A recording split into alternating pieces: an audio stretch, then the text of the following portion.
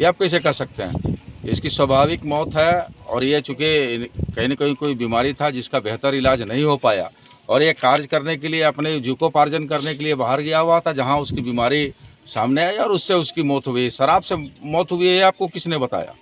ये गलत बात है और बिल्कुल निराधार है और असत्य बात है।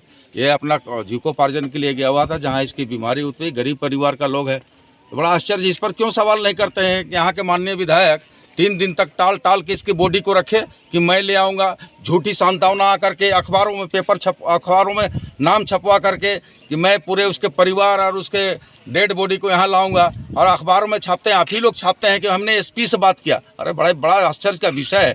एसपी किसी का बॉडी को दूसरे प्रदेश से मंगवाने का उनका जिम्मेदारी और जवाबदेही है क्या? खुद विधायक हैं, इस बात को उनको नैतिकता जरा सा भी समझ में नहीं है क्या?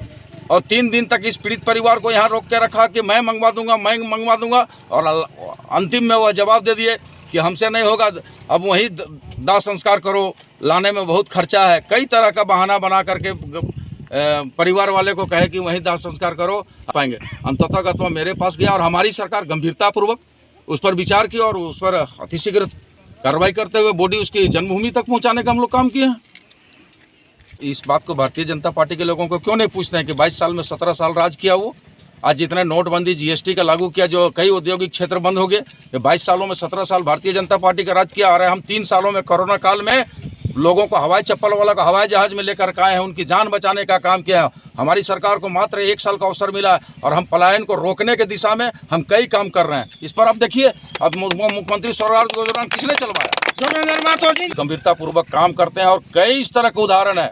पलायन को रोजगार के लिए अगर जाता है तो जब तक हम औद्योगिक क्षेत्र में विकास नहीं करेंगे। मोदी जी से ये बात क्यों नहीं पूछते हैं? भारतीय जनता पार्टी से ये बात क्यों नहीं पूछते हैं? लोग लाश पर राजनीति कर रहे हैं और लाश पर राजनीति करने वालों को ये जवाब देना चाहिए कि सरकार किसकी है और किसकी जिम्मेवारी है कि झारखंड के लोगों को हम रोजगार दें, झारखंड के लोगों का पलायन हम रोकें। आज झारखंड के लोगों का पलायन नहीं रुक रहा है, रोजगार नहीं दे पा रही है और ये लोग बाहर पलायन करके जा रहे हैं और वहाँ से डेड बॉडी आ रहा है। इसकी जिम्मेवारी किसकी? ये जिम्मेवारी वर्तमान सरकार की है, वर्तमान सरकार के मुखिया की है। तो अगर इन लोग रोजगार नहीं दे पा रहे हैं, पलायन नहीं रोक पा रहे हैं, तो नैतिकता के आधार पर इन लोगों को सरकार में रहने का कोई नैतिकता नहीं बनता है। इन लोगों का सरकार से हट जाना चाहिए। अगर सरकार नहीं चल पा रहा है, ये लोग पलायन रोक नहीं पा रहे हैं, रोजगार नहीं दे पा रहे हैं। आज खाली ये कसमार का उदाहरण क्यों, आप देख लें उठा के, इस 3 साल में 3000 से ज़्यादा लोगों का डेड बॉडी आया झारखंड में। 3000 से ज़्यादा लोगों का डेड बॉडी आया, तो ये दिखना चाहिए। और जहाँ तक कसमार की बात है तो इनको समझना चाहिए कि हमने उसके घर पर गया था और घर पर जाकर लेबर सुपरिंटेंडेंट से कह के प्रवासी मजदूर सेल के माध्यम से डेड बॉडी लाने का प्रयास हम लोगों ने ही किया था। पहला प्रयास मेरा ही था और श्रम अधीक्षक बोकारो ने आज सरकारी पैसा ने व्यक्तिगत 25,000 रुपया लगाकर उसको डेड बॉडी लाने का काम किया और लेबर सुपरिटेंडेंट बोकारो को सबसे पहले हमने ही बात किया था। और उतना ही नहीं, जो जिस मौत की बात, जिस माननीय लोग जिन जो स्वाभाविक मौत की बात करते हैं, ये स्वाभाविक मौत नहीं है। थाना पे प्रभारी कहता कि लावारिस हालत में लाश मिला हुआ था, तो लावारिस हालत में जब लाश मिला था तो उस लाश के ये में बैंडेज लगा हुआ था, माथा फटा हुआ था और उसमें बैंडेज लगा हुआ था, तो बैंडेज लगा हुआ, माथा फटा हुआ, वो स्वाभाविक और लावारिस लाश नहीं हो सकता था। और इसका उच्च स्तरीय जांच के लिए हमने यहाँ के एसपी और बोकारो एसपी के माध्यम से वहाँ के एसपी को भी कहा था कि इसका निष्पक्ष जांच करिए कि इस श्रमिक की, उस उमेश की मृत्यु कैसे हुई। अगर ये कहते हैं कि लावारिस पड़ा हुआ था, तो लावारिस अगर पड़ा हुआ था तो उसका माथा कैसे फटा हुआ था और उसके माथा में बैंडेज कैसे लगा हुआ था? इसका मतलब उमेश की मृत्यु स्वाभाविक नहीं है।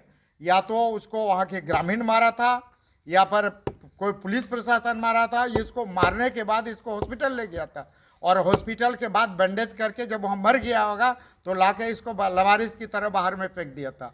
ऐसा होता है क्या कि लवारिस आदमी का माथा में बैंडेज कहाँ से आ जाएगा? तो ये समझदारी। और जहाँ तक बात है उमेश मुर्मू की, तो ये लाश पर पूरी तरह से लोग राजनीति करते हैं। ये लोग का नैतिकता नाम का तो कुछ चीज़ बचा नहीं। उमेश क्यों गया बाहर बंगलोर काम करने के लिए? अगर यहाँ पर झारखंड में काम मिलता, यहाँ पर रोजगार मिलता तो बाहर नहीं जाता। यही मुख्यमंत्री और यही सरकार है। 5 लाख प्रति वर्ष नौकरी देने की बात करते हैं। 3 साल हो गया, 3 साल में तो 15 लाख लोगों का नौकरी मिलना चाहिए। 15 लाख में इन लोग 457 लोगों को नौकरी दी, यही इन लोग की उपलब्धि है। और अब झूठ सच, इन लोग झूठ बोलने में तो इन लोग का महारत हासिल है। हम तो कहे अगर किसी विश्वविद्यालय का वीसी रहते तो झूठ बोलने में इन लोगों को पीएचडी का डिग्री दे देते। ये महारत हासिल है इन लोगों को झूठ बोलने में, झूठ साझी करना। और इन लोग का राजनीति झूठ के बुनियाद पर है। ये लोग को पता चला, पूछा लेबर सुप्रिंटेंडेंट कि सबसे पहले किसने जानकारी दिया, सबसे पहले किसने डेड बॉडी लाने के लिए प्रयास किया, और किसके प्रयास से डेड बॉडी आया। और कभी इस लोगों ने जांच करने का प्रयास किया कि लावारिस, अगर लावारिस डेड बॉडी रहता तो लावारिस डेड बॉडी का माथा फटा हुआ रहेगा और उसका बैंडेज लगा हुआ रहता, ऐसा होता है क्या लावारिस डेड बॉडी का?